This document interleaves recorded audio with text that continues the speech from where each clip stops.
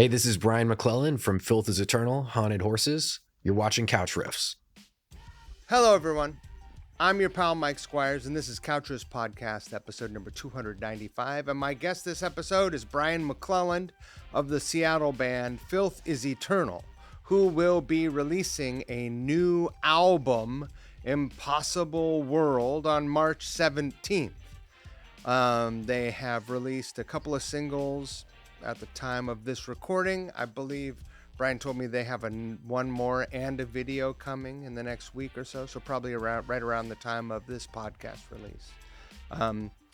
Filth Is Eternal is definitely a classic thrash leaning metal band. If you are into that, I definitely recommend checking them out. I saw them when I first moved back to Seattle by accident, and it was a very happy mistake for me to be there catching the show. I've been sort of like, head nod familiar with Brian for 20 years about. So it was really awesome to sit down, get to know him a bit better, as it always is here in the studio. Again, I'm so stoked to be doing this, so thank you to everyone who listens. Thank you to everyone who clicks the subscribe. Thank you for listening, period. If you've got practically no energy to give, but would still like to help, click the subscribe button. And all that stuff really helps. It helps keep this operation operating, if that's what I'm doing. Special thank you to folks who belong to the Patreon. Thank you so much. And let me remind you, at a time in the world and in America, and Brian said it himself, like, grab your friends and build your community. This is what a time to be alive. Things are crazy. The golden rule is more important than ever. Treat people the way you want to be treated. And don't take any shit. Right. Perfect. So we don't really know each other, but we are familiar. Yeah. I feel like I'm going to try to remember this right, but my internal timeline is not good. Oh, yeah. I got sober 9 years ago, and, as of 9 years ago, pretty solid. But before that, a little iffy. So I think we met in 2006 or 7. Is that when you were at Guitar Center? I think that was closer to 2008, 9, around that area. I think that's when I first remember meeting you. Yeah, right. Definitely. Were you fresh, or were you a person that grew up in the Northwest, or were you fresh to town and getting your first job? Because you were young. Yeah, that was early on in the music days. I had just moved to Seattle from Albuquerque, New Mexico. So I was working at the Guitar Center down there, and I said, I got to get out of the desert. So I transferred up here to the store that was up on Westlake, and that's when I started meeting, friends like yourself. I worked with Anthony Bender over at Thunder Road Guitars, who's like a close friend of ours still, and Parker. Legend. Yeah, of course, from Diablo. So that was a great time to get familiar with the Seattle scene. And I met you, I think, around then. You were bringing all these cool guitars around at the time, and I was like, I gotta keep an eye on this. On tour and bring it in. I think famously I got a Japanese Eclipse. Oh yeah, the full thickness 4 control. Yes, a Les Paul custom, basically. Oh my gosh, you brought that guitar in, and I had not seen those in person. That was one of those ones that I had only seen like in publication or something. And when I got my hands on it, I was like, I got to sell everything I own and get one of these. That was a rad guitar, and I really wanted to connect with it, and I just didn't. Oh yeah. it kind of depends on like what vibe you're looking for with like a Les Paul, right? Like I've had a series of the Gibsons, and I think I went through probably 5 Les Pauls before I found like the right one in that same series. Right. But those ESPs, man, I think I have a 2012 Eclipse 2 actual ESP that's my main recording one. Oh, rad. Yeah, so that was the inspiration. I found that, I saw that one, and I said I got to get that. Is that right? Yeah, that's right. That's right. Look at that. Yeah, We're practically related. that's right. Can we talk about Albuquerque? Yeah. So clearly you didn't love it enough to stick around. Well, I was playing in a ton of bands down there, just kind of cutting my teeth, learning about how to do it. And it was super fun. I had a lot of friends, I was part of, several punk houses at the time. I was going to school, and I realized I wanted to take a little bit more time and like kind of focus on playing in bands, making art, doing fun stuff. So I left school and then started just focusing on playing. When you say you left school, did you quit high school or did you leave college? I was at UNM. So I Okay. was studying there and I was having a good time. And then I was like, it was one of those forks in the road where it's like, you either do this and you go straight into like kind of getting a job, or you like spend a little time kind of figuring out life. And so I took the time to try and prioritize, stuff I wanted to do at the time. So just playing music, making art, kind of discovering myself and figuring out what I wanted to do with my path. So I was playing in bands and kind of touring around regionally. A lot of great like punk bands. I was living at punk houses. We had a spot called Superhausen, which was a fun little university area kind of place. We had a spot called La Casa, which was another like basement punk venue right by the U. So I played there for a while, and then the bands I was in, we started touring regionally, but then we realized it is so far away from everything. It's like 8 hours to Denver, 8 hours to Phoenix, So you decided to come to Seattle. I know, which is further from everything. In retrospect, yeah, but it was a nice, healthy music scene. So I was really excited to come up here. All my favorite bands at the time, this was 2003. All my favorite bands were coming out of the Northwest. So I had to come check it out and see what was going on. What were those bands? I mean, at the time, I loved, Botch, These Arms Are Snakes. Yeah. Like, you just had Derek. I loved Pretty Girls Make Graves. Yeah. Minus the Bear, all the good stuff. There was heavy music. There was indie. I played guitar primarily. So it was like all of this cool creativity was coming out of the scene in different ways. And I had a friend that I grew up with in New Mexico that was working at some labels up here. So I came and crashed on his couch and just jumped in. I was working at Guitar Center and going to shows like 4 nights a week, just meeting people and getting into it. So, right. Yeah. How was the transition from Albuquerque to Seattle? Was there anticipation of like, well, I'm going to cross paths with these people that I admire so much? Yeah. I mean, I was at Guitar Center in Albuquerque just hooking up my friends that came into the store, Right. And then when I transferred up here, I thought, I might meet some people. I think I met Dylan Carlson from Earth, was like one of the first guys that I met that just came in and was like talking pedals, talking shop. I met, the guys from Minus the Bear came in. I would chat with them a little bit in the pedal department. That was kind of my game, was pedals and all the nerd stuff. And then we met Tad came in. Right. And my friend had given me Tad's Busted Circuits and Ringing Eardrums DVD. He said, "This is your crash course. You got to get familiar with the Northwest. Here's your blueprint." And so I watched that a bunch, like religiously. And then when he came in the first time, I was like, oh my gosh, there's the man. So it was cool to just meet people along the way and like, just go to venues. I was going to the Fun House a lot. I lived right down the street from right on Capitol Hill. So I was at the Comet all the time, right. Chop Suey, Numos, just everything was in walking distance, and that like blew my mind. So going to shows and just meeting, some of these incredible musicians, it was a dream. Let me ask you this about Guitar Center.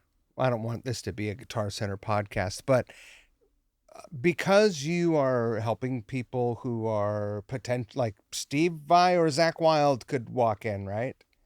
Because they need whatever. Probably they wouldn't, but let's just say, is there any part of the onboarding of employees that they tell you, like, keep your shit together if someone comes in and don't, or are they just like, catch and release, kid, go on? It's funny. I think different people have a different sense of how to work with musicians and entertainers. Sure. And, there was definitely a part where I was a little starry eyed about like just meeting people in bands that I really appreciated, Right. But I don't think that they gave us any training specifically, but you could tell who could like handle it and who would nerd out a little bit, I remember Kerry King came in and did like an in-store at one point. This is exactly what I'm talking about. And we were like, dude, that's amazing. But you get the people that like have toured maybe, or they've been playing in bands, and they kind of get the more like, this is just a person like doing a thing. The last thing you want to do is be a punisher.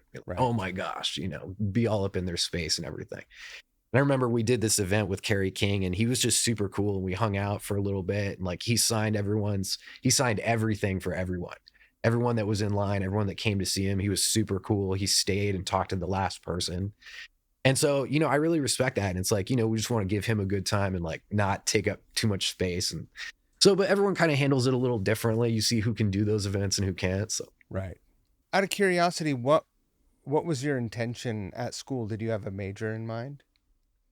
Yeah, I was at UNM, and I was studying psychology and philosophy. So I was just trying to figure out how to be a human mostly, I thought I wanted to do research psychology. It was pretty fascinating.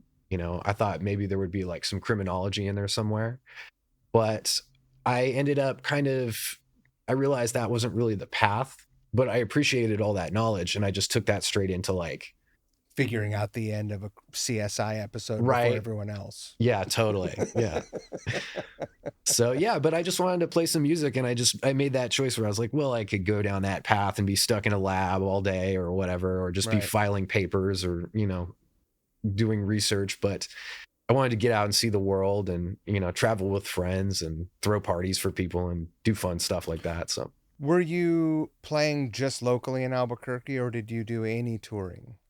Well, I started booking in Roswell initially. So it was like I was playing in Roswell and all these little cities around. So we'd go to Las Cruces or, Portales, Silver City, all these like tiny areas. So I got my start regionally touring there and booking other friends' bands from the area. They'd come to that town.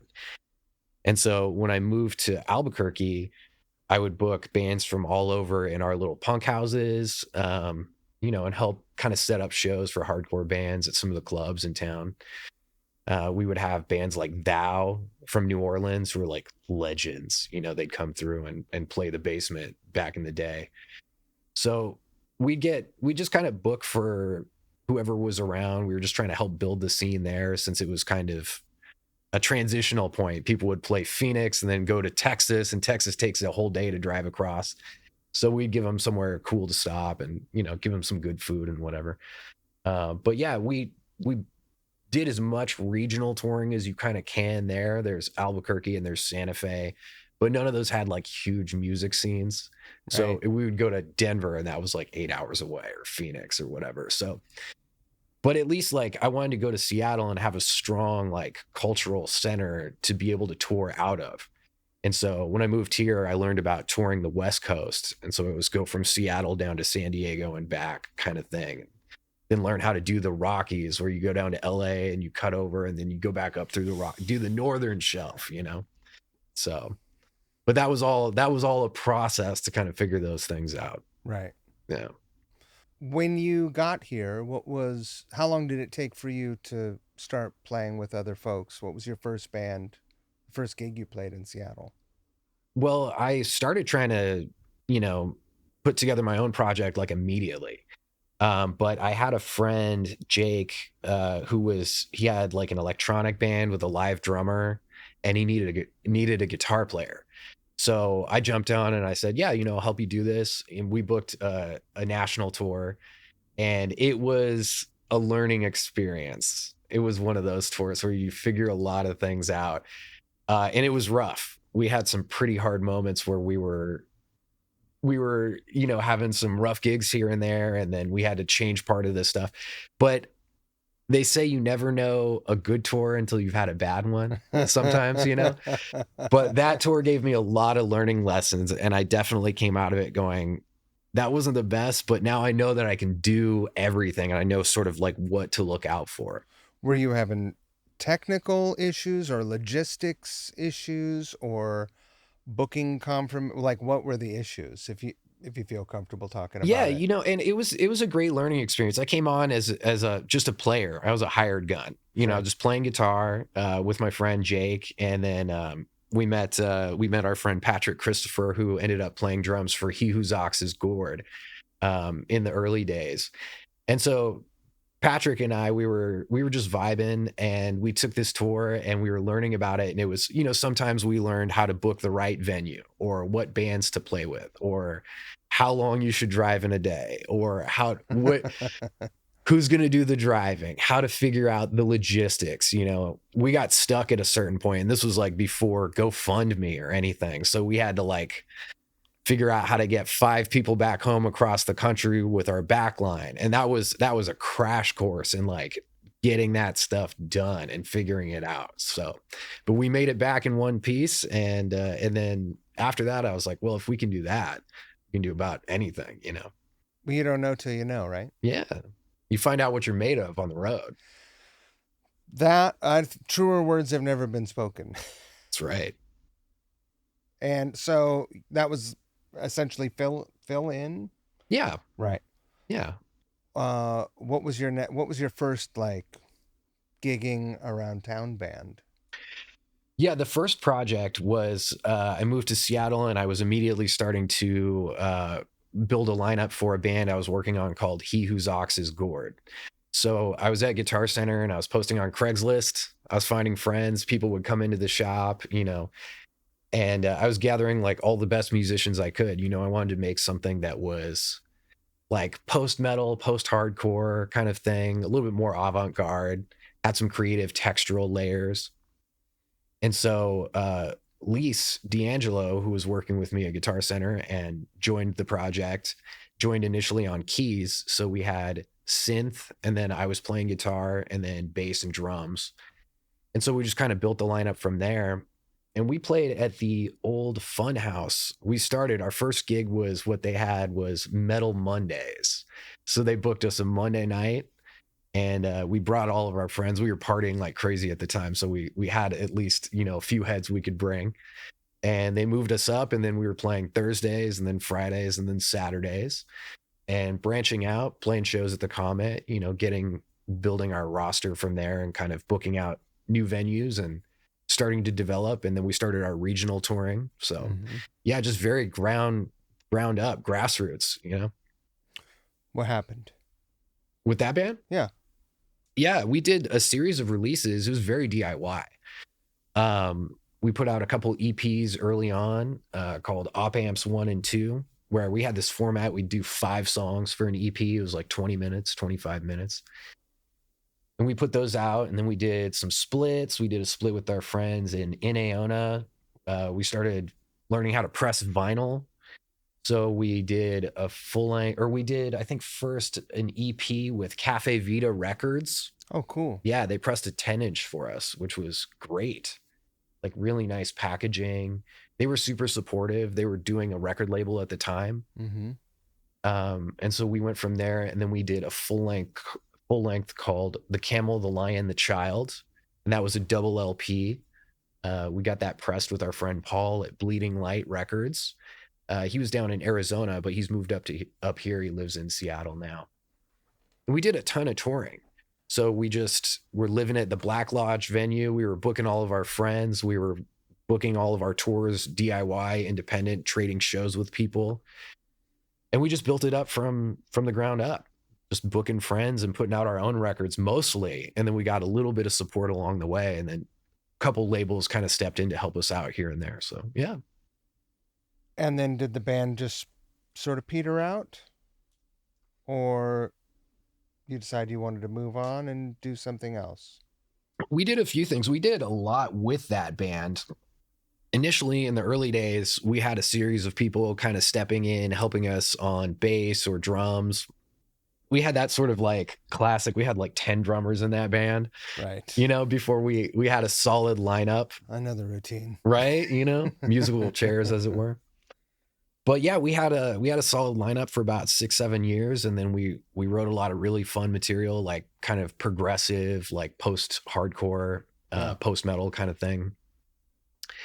And so we did that. We sold through all of our records. We sold out all of the stuff that we pressed, and we were working on a second record, and then we just started having a little bit of, you know, creative differences, and it was one of those things where life phases were starting to change for people.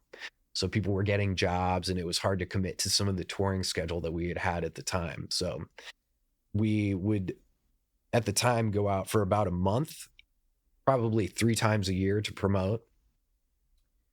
And it was doing really good.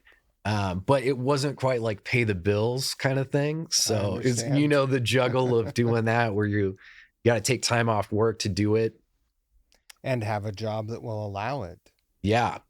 And, you know, Seattle was changing a lot at the time too. So it was like trying to find your way in that fast changing environment. So, but we did a lot with that band. That was really fun. That helped us kind of cut our teeth. We learned a lot about the industry, starting very DIY, but then getting some support from a few different labels and publicists along the way. You've been touring for 23 years, 20 years, almost 20 years. Yeah. Right. Yeah. It's fucking hard. It is. Yeah. Every situation can be a little different. Some tours are better than others or cushier than others, but how do you persist? Well, it's one of the most fun things I think you can do. You know, it's an excuse to go see your friends and just throw a party with people, you know? I like to make stuff.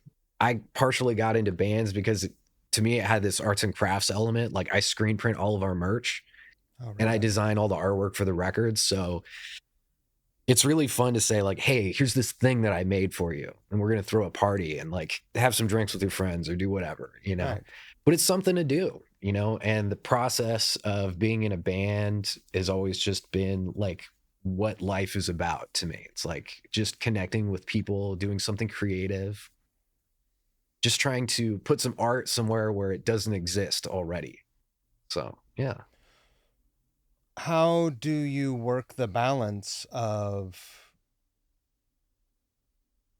making sure all of your responsibilities are tended to and serving your own creative needs and then following through with, you know, there's a lot.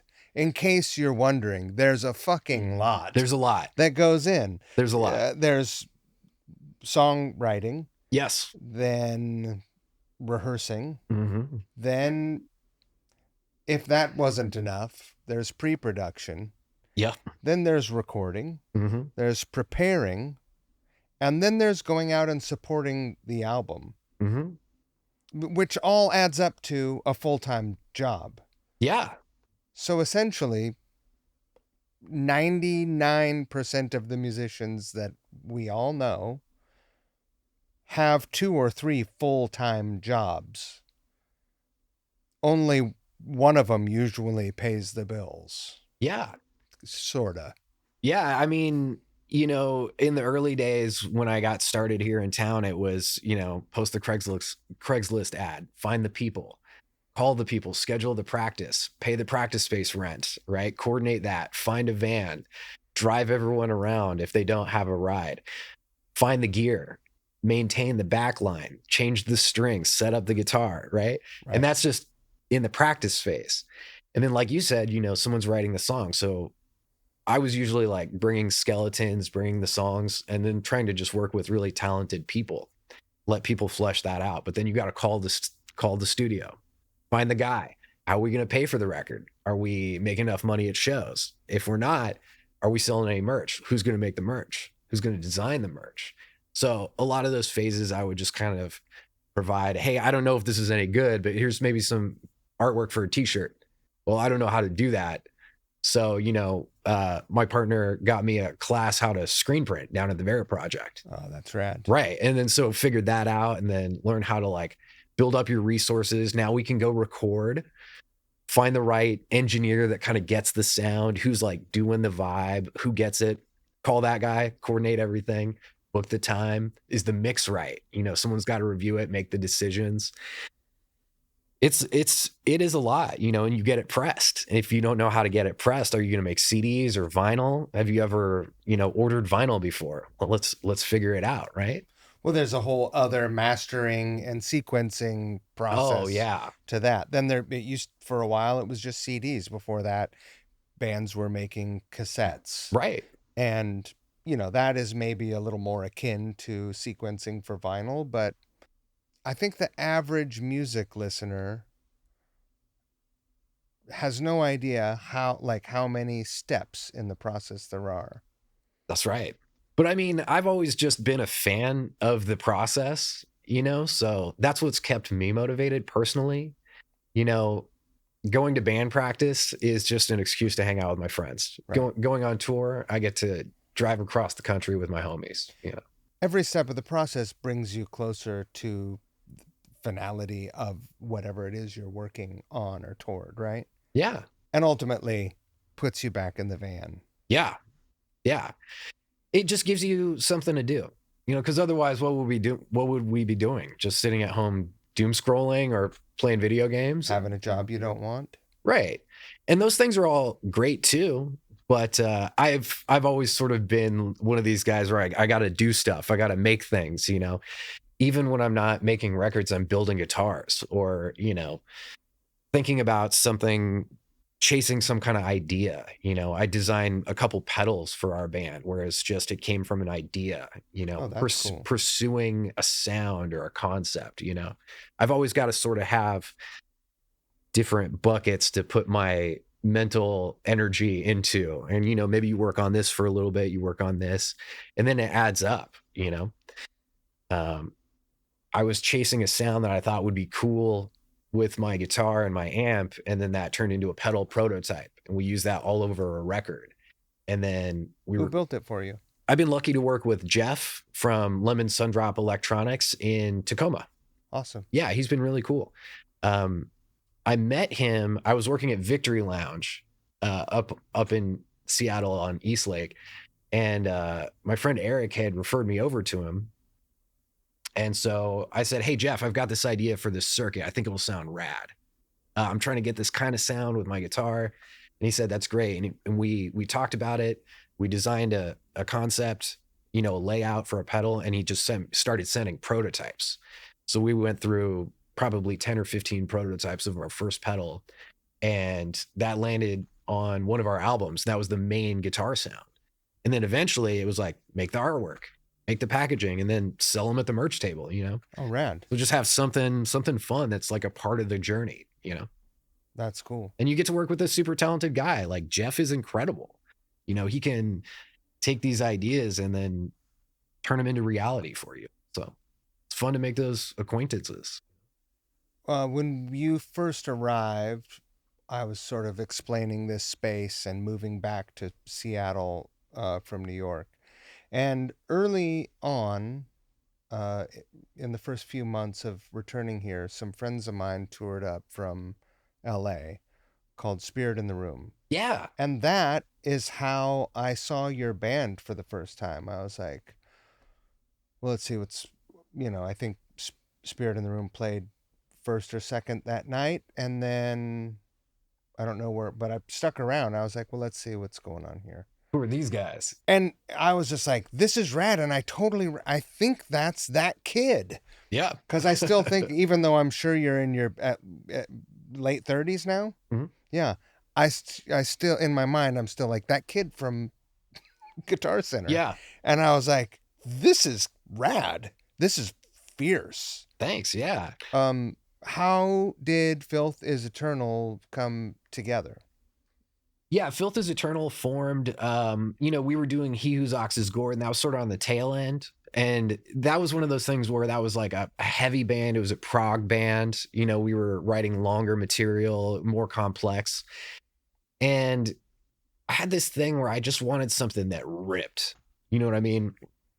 At the time in Ox, I had a huge pedal board, and it was one of those things where you got all this texture and all this sound, and you can sort of get lost in the sauce a little bit. You just want to plug in and rip. Right. So I started kind of rediscovering my love for like punk and thrash, and I started leaning into like D-beat bands that I loved, and I just wanted to make something that was like motor charged. I hear a lot of classic thrash and crossover Yeah, in the riffs and the songs. yeah. I wanted to take something that was punk, and crusty, and really immediate.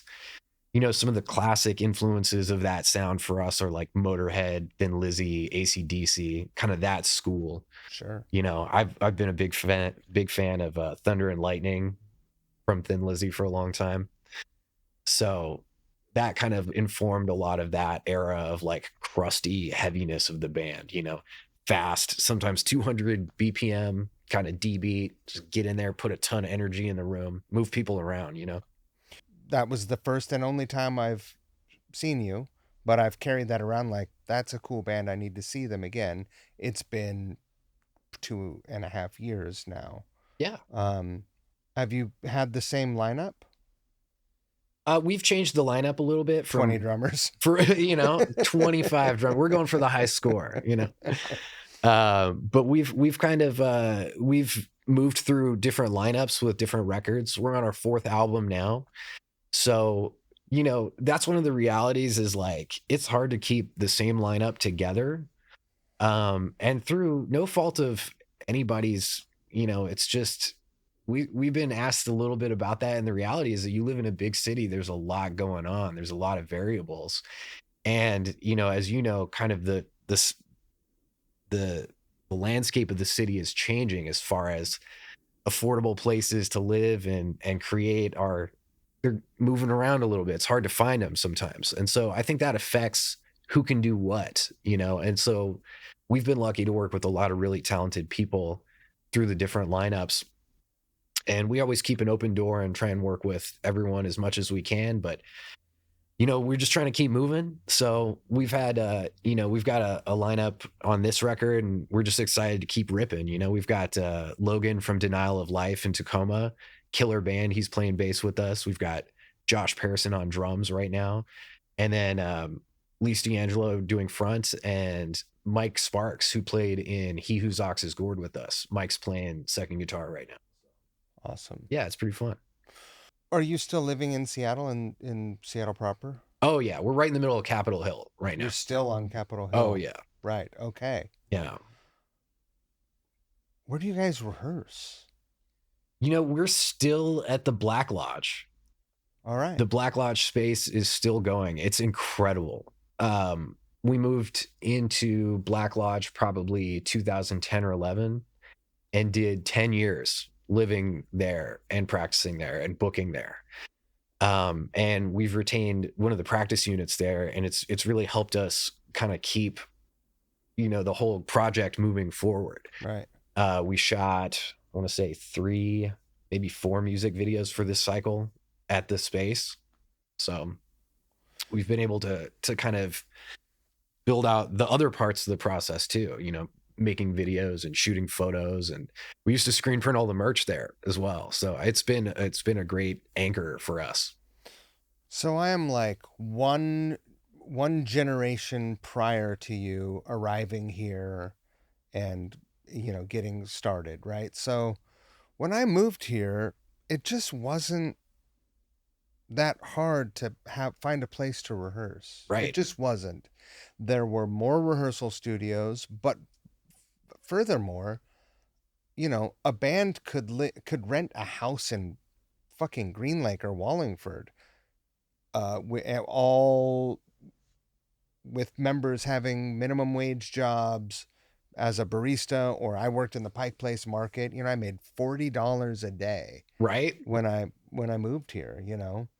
And it feels like that element, that thing that enables creatives of all different sorts to exist and thrive and sort of find their way, is shrinking. And you came here at a time that was even more transitioning. And I guess, how have you seen it?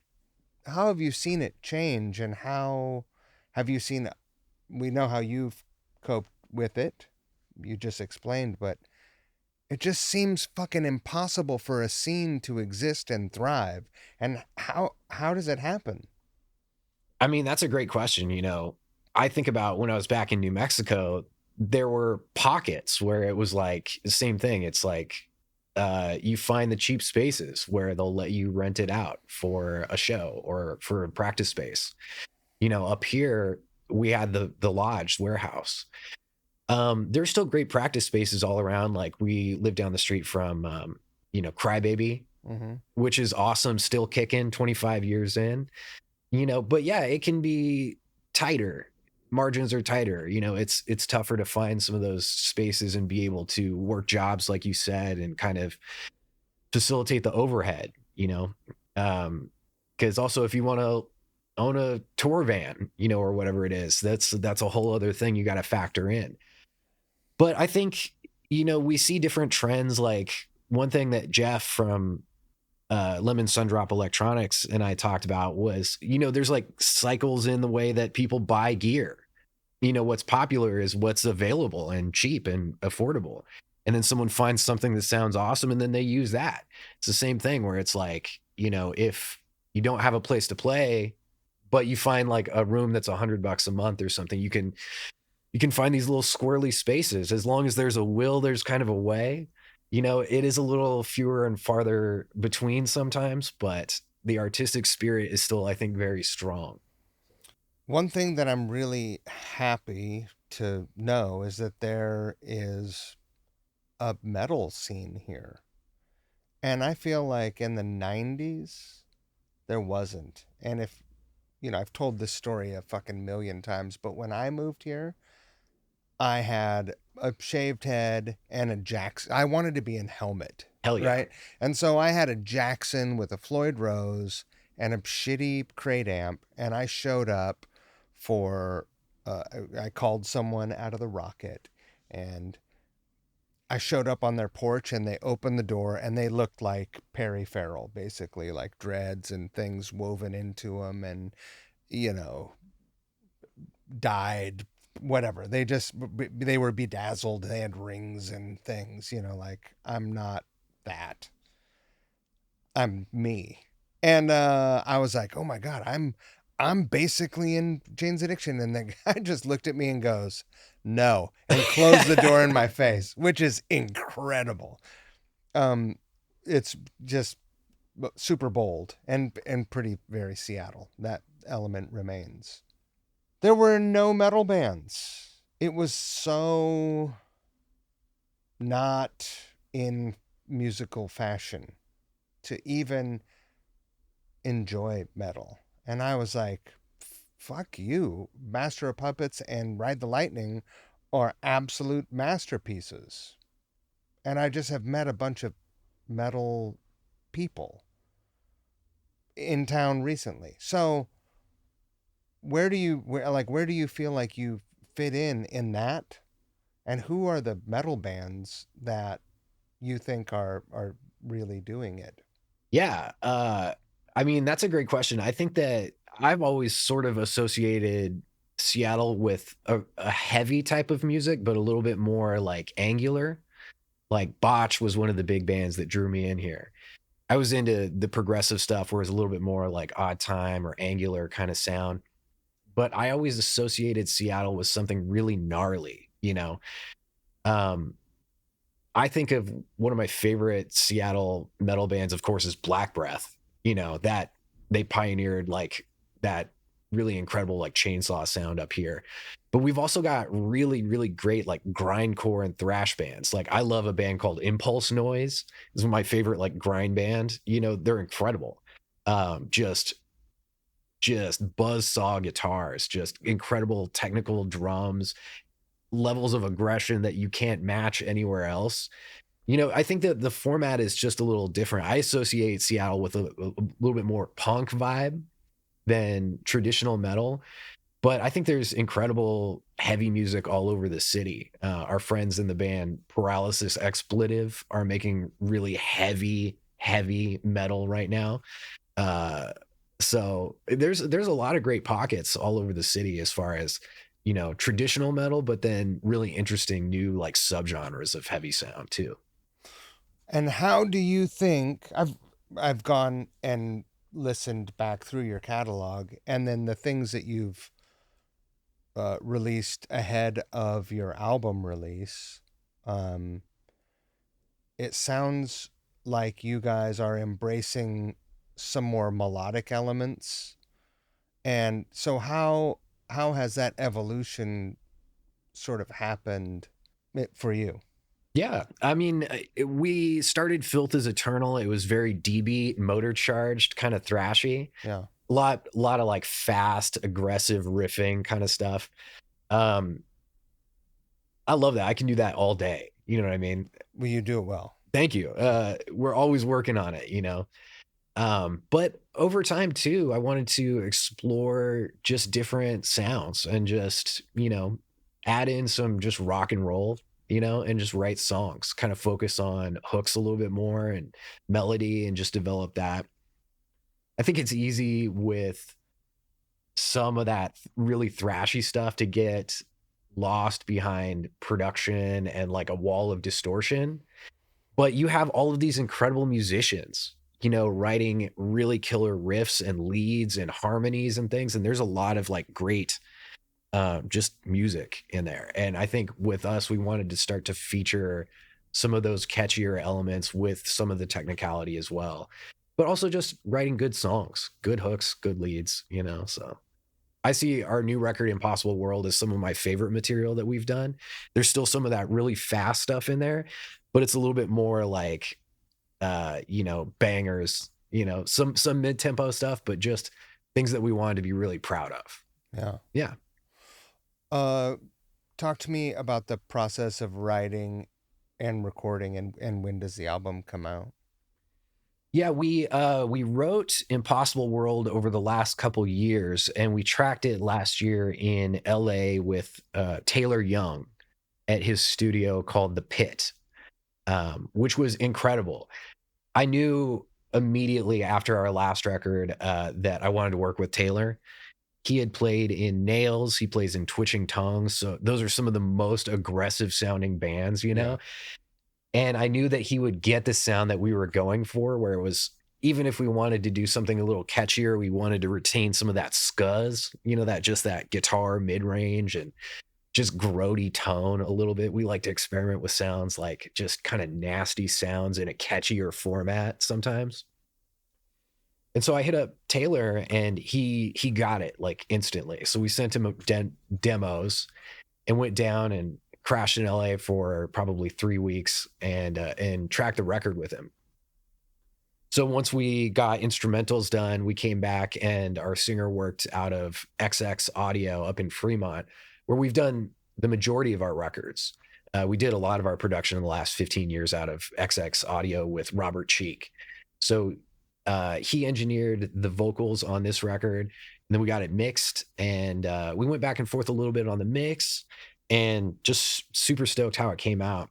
We sent it to master with Nick Townsend of Townsend Mastering in LA, who's incredible. He like does all the really killer like heavy bands and just like a great ear overall. He got the right level for it, retained the right amount of, we like that final step of saturation, you know? Sure. So it's like that perfect balance. I was really excited with how it came together on all the production for this one.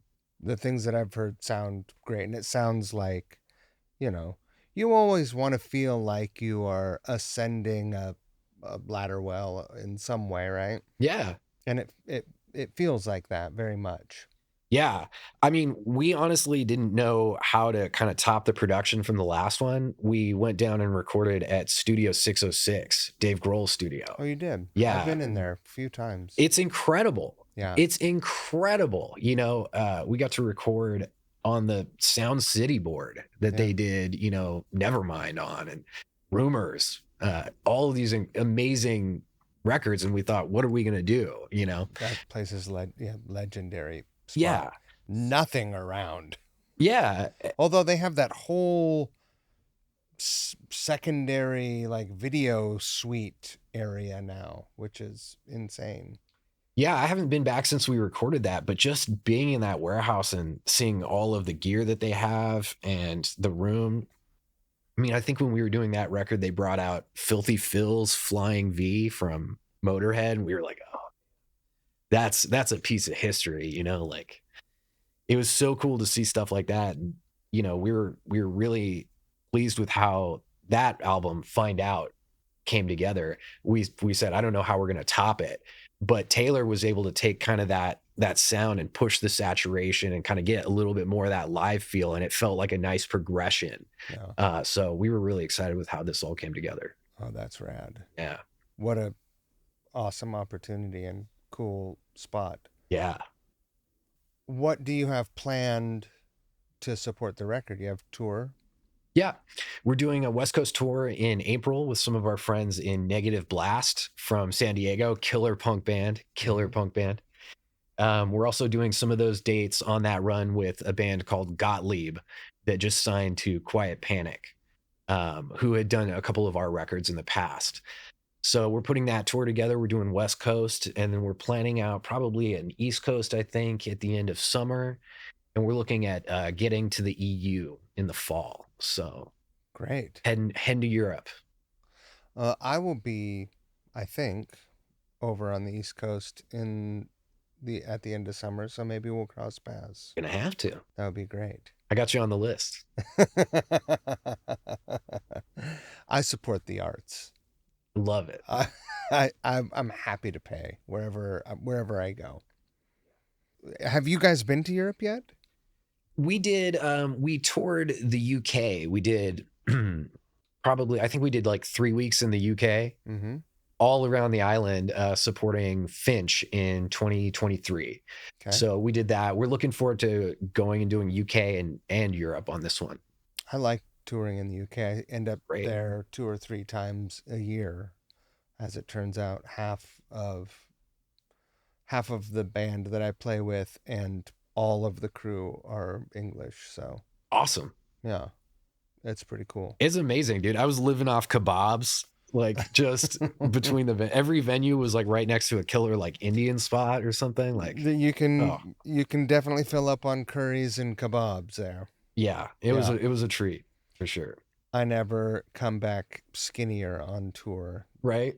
Not anymore. I mean, I used to drink, but I quit years ago, and now it's the food. You got to get all the really good regional cuisine, right?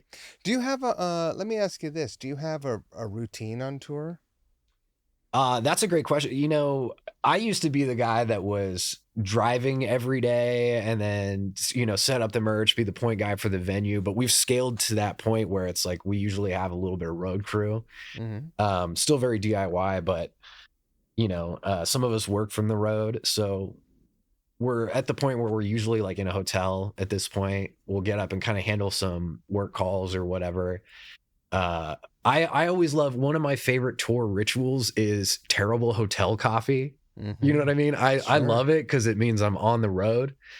So are you terrible black coffee, or are you black coffee? You're not hitting it with some hazelnut or vanilla? Absolutely not. No, good for you. But yeah, just kind of get up, get in the van, check the itinerary, hit up the venue, do the advance, I'm always like the guy where I'm in the background, like checking to see if we need to re-up the merch. We got all the records we need. So kind of doing that, coordinating with any press or PR that we have on the road. Sometimes I'll swap out and drive. But these days it's pretty chill. We usually have a driver. So hit the road, get to the next city. If you have a day off, what would you find yourself doing on a typical tour day? Aside from like laundry and stuff, we always we got to have like a laundry day, cram that in. But yeah, I like we talk about like going to theme parks a lot, or go to just like record stores around the city, Yeah. try and find some really good, regional food. If we're in California, we got to get a good SoCal burrito, Gotta fuel up. No doubt. Yeah. I once did a tour of Six Flags amusement parks, and it was the greatest thing Right? ever. I know it sounds ridiculous, but as soon as we were done with sound check, we got like a park escort that would cruise us around on a little cart on these like little hidden back roads, service roads Yeah, the between the rides. VIP. And we got walked. So like now I'm spoiled and I'll wait an extra 30 minutes in any line so that I can be in the front car of a roller coaster because I'm a roller coaster fiend. Right? What's your favorite one? My favorite roller coaster? Yeah. Oh, whatever one I'm on. There you go. And I am like I'm a cackler. Like I cackle. The nervous laughter of it, right? I can't even believe the sounds that are coming out of me. It's insane. You mentioned doing laundry, which Oh, right. so are you a sink laundry person? I mean, whatever I can. It's like it is a little bit of a struggle, to like stay human on tour because you got to do all those other things and making sure like you got everything together. But I mean, wherever we can. There's nothing greater than a venue with laundry facilities. Yes. If they have washer dryer in the green room, it's like my favorite place. And sometimes it's not in the green room, but if you ask, they'll be like, "Yeah, you can use it." And sometimes it's nasty. Sometimes it's like this is where they just use it to wash the bar towels, and you're like, I have to. Like I've got a bag full of nasty Oh, yeah. stuff. Everything smells like gym laundry at that point. Oh, it's You so got to get awful. it done. It's so awful. There was a spot that we went to in the UK that was like a coffee shop / laundromat. Mm. And you could get like some food, some breakfast, and it was like the most incredible thing.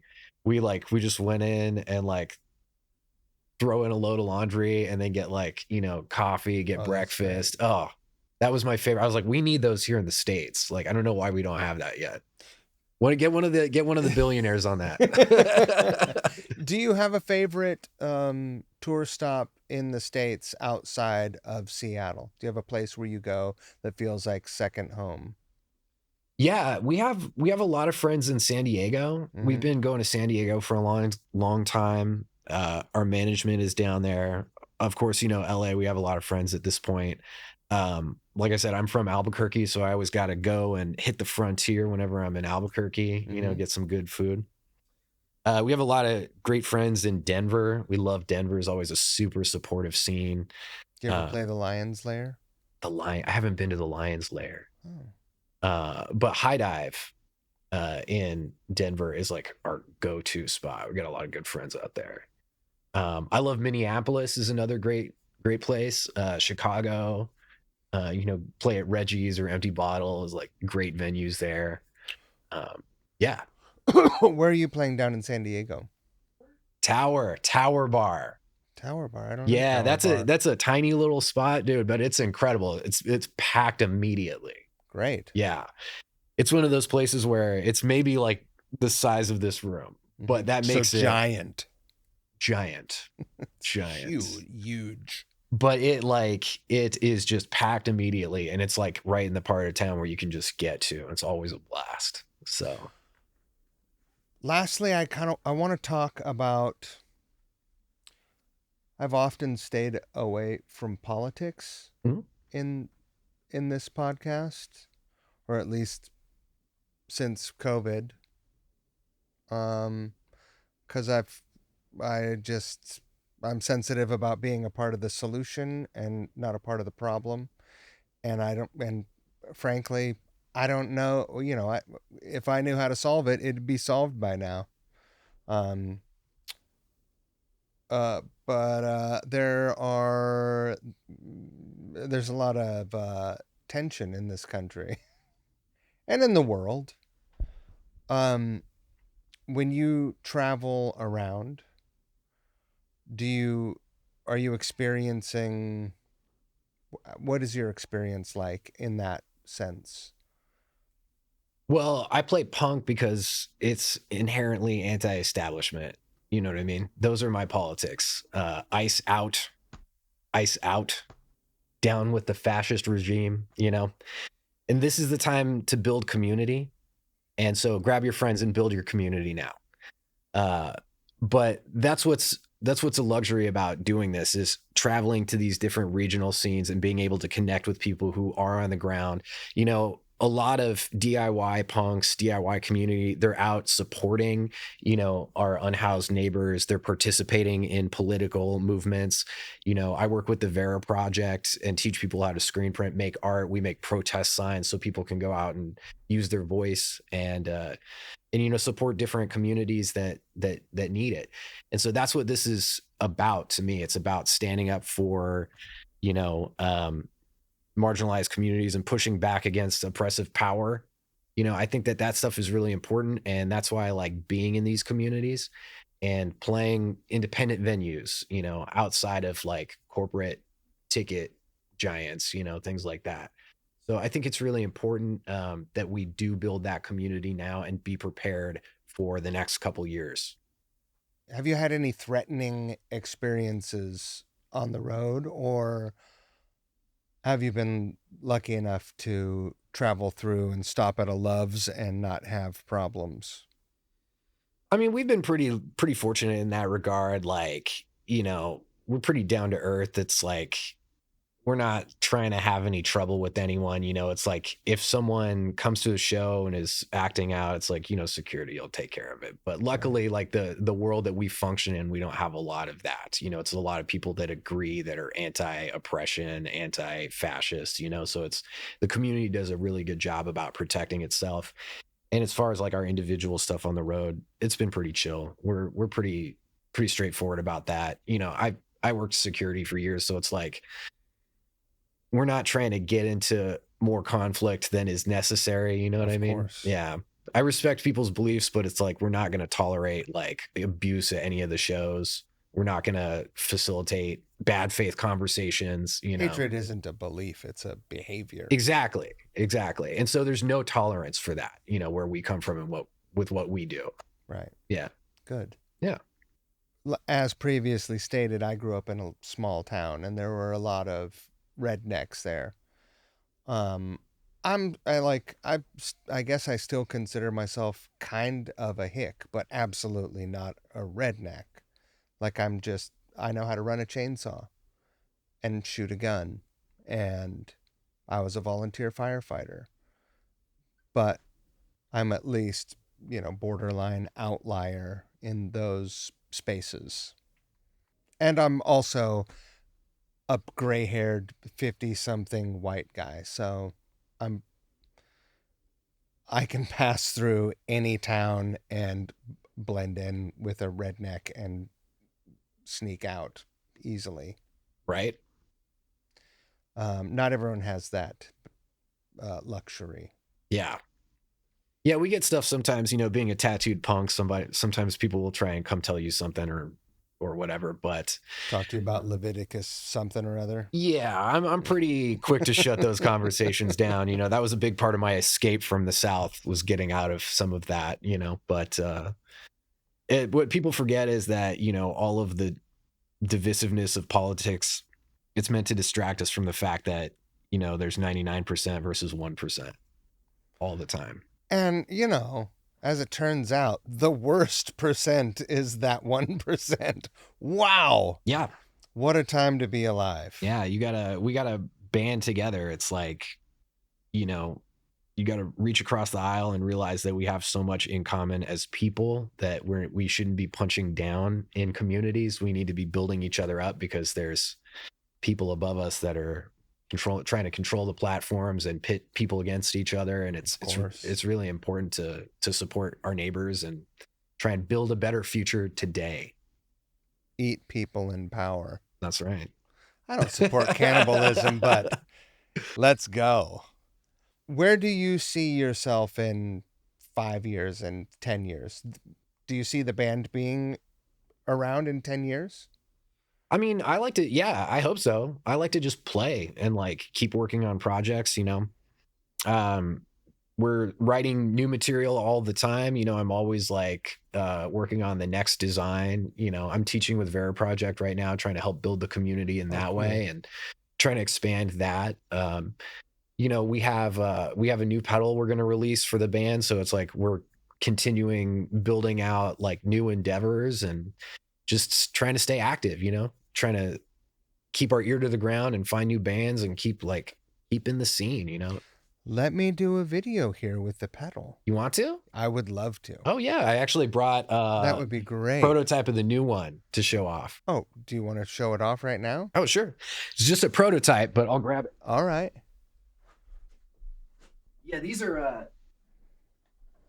the builds we had done thus far. Our first one was the Filth Eternal Echo Drive, made by Void Assault Industries, yours truly, and Jeff over at Lemon Sundrop Electronics. This was an Echo and overdrive based on the original Radio Shack realistic stereo electronic reverb.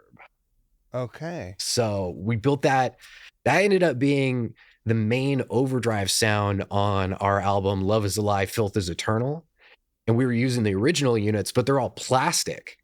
So we literally broke a few of them in the recording process just because they're all 40 years old. So it looks like you can switch the order of the effect. You can go echo into drive, drive into echo. yeah, that was a thing that you couldn't do on the original unit, but Jeff is a wizard and he was able to get that in there for some signal routing, which That's is a really cool cool. function. Yeah. And that's cool because we talk about that one. That's my main overdrive on my board and one of my main echo effects, of course. So if you like shoegaze, you can send that echo in, and you can crank that echo all the way up, and it gets almost to the point of self oscillation without getting out of control. Right. But it's a 100 millisecond echo, so it's just a real short slap back, but it gives you this blooming texture that is great for shoegaze. Oh, that's really fun. Yeah. And then the overdrive is just a nice, like analog, like old school kind of breakup. Okay. Really interesting. Yeah. Super fun. I'm trying to take into consideration it's been 2+ years. Were you playing a Mesa amp? Oh yeah. Yeah. I work with the Mesa people. I have the Mark V is one of my main amps. Okay. But I also use the DC 10 100 watt a lot. That thing is like Motorhead in a box. Rad. Yeah, it's killer. It's really fun. If you know anyone, I have a Mark IV 112 combo that I need to get out from under. Trying to sell a Mark IV. I got you. I got eyes on the market. Yeah. So this is the new pedal. Oh yeah, this is a prototype of the Filth EQ Plus. How am I supposed to know it's a prototype? That's prototype. But yeah, this was one of the test press versions. This was another unit that was originally made by Radio Shack Realistic. And so we adapted this a little bit. One thing that was cool about it was a 5-band EQ with an overall gain. So you have the overall gain where you can push it, but each one of these bands, if you start at noon, it's a passive EQ cut. So you can just use it as a standard EQ. Yeah. And it gives it a little bit of analog color, or you can overdrive it per band. So, and it has a specific set of bands. It goes down to 60 hertz. Okay. 60 hertz. And then 240 hertz, which is that perfect, like muddy frequency. I always scoop that a bit. And then 1000, which is like your chainsaw, like your HM2 frequency. Sure. And then 3.5 and 10K.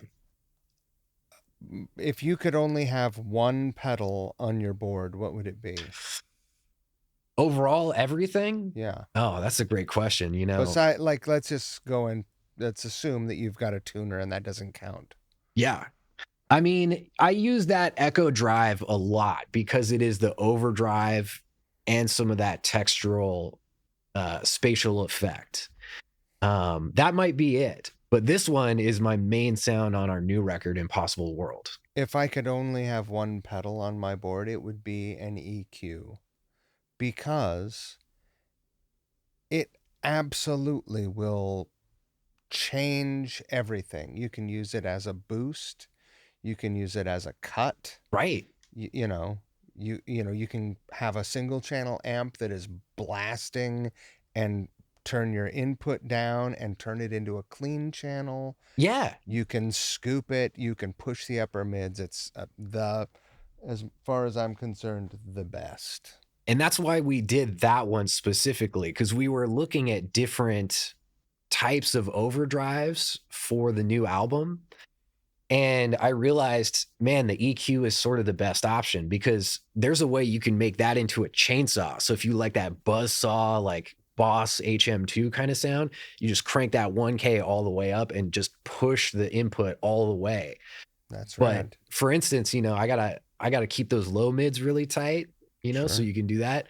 You can get sort of like a blown out, like tape machine style overdrive if you like the vintage sound, by just boosting all bands. So it's really versatile and really functional to help kind of get like a specific sculpted type of drive. That's rad. Yeah. Good for you. When do you expect to have the final prototype and production ready to roll for tour? Yeah, we'll definitely have those for tour, and I'm finalizing the artwork and production with Jeff now. Awesome. Yeah. I know 30 minutes ago I said lastly, Right. but when does the record come out? The new album, Impossible World, will be out March 17th on Monarch Heavy. Monarch Heavy. Yeah. And this is your fourth record. Yes. Do you have a video? Have you done a video yet? Yeah, we've done 2 videos so far, and Already? we'll be releasing a third video coming up. What, next week? Sometime very soon. Okay. But yeah, we've done a video for Stay Melted, which was done by Sebastian Deramont from Vera Project, who's awesome. He did a really killer MTV style video, like 90s kind of VHS breakup. Nice. And then Che Hiscatone from TV Star did our second video for a song called Long Way. So that's another like old school analog style aesthetic. And then we have a video coming out for a song called Hellfire. That'll be coming up in the next couple weeks. Rad. Yeah. Tell me the date again. March 17th. 17th. Yes. All right. Yeah. This has been great. Thank you for having me. This is a wonderful time. You would have remained the guy that I knew from Guitar Center and later on Uncle Rocky's or Uncle whatever the fuck it was called. The pizza place. You worked at the pizza place, Big right? Mario's? That place. Uncle Rocky's. Uncle Rocky's was a club for a while. And so up on Capitol Hill, the divey, great place. And I just couldn't remember. It was something like that. Oh yeah. Big Mario's back in the day. Yeah. Right. And I love to do this because I get to know people a little bit better. Yeah, it's been wonderful. I mean, we've known each other like, through the grapevine. Head nods. Right, yeah. But it's cool to come in and see the studio. Thanks for having me, man. You got a wonderful podcast, so love to be here. Thank you. Yeah. I hope that you guys get everything that you are striving toward, and I wish you the best of everything. Well, and you'll have to come hang out with us on the East Coast, right? Well, if there's an opportunity, you fucking bet. Always got a guest list spot for you. And likewise. Sounds good. All right. That was great. Fantastic.